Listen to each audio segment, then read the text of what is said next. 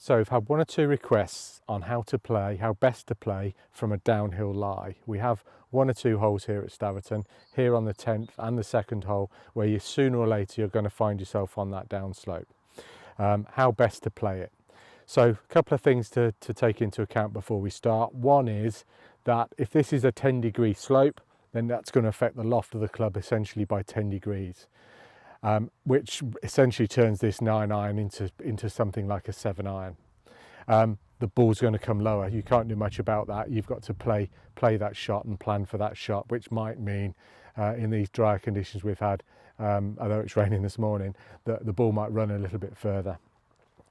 Then it's all about your setup. Now, the more severe the slope, the more careful we have to be. So in this instance, it's fairly severe halfway down the 10th by the 150 marker, and I'm going to take a slightly wider stance to help me keep my balance as I try and set my body at a slightly different angle.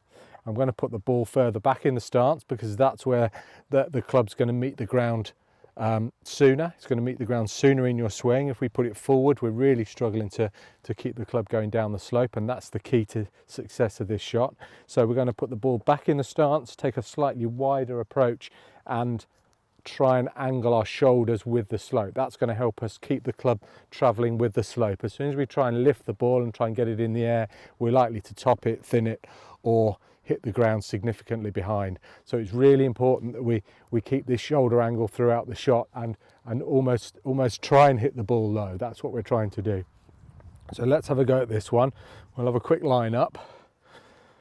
We'll put the ball back in the stance. We're going to go wider to help us keep our balance as we angle our shoulders down the slope, and we're going to accept that when this lands, it's going to bounce forward.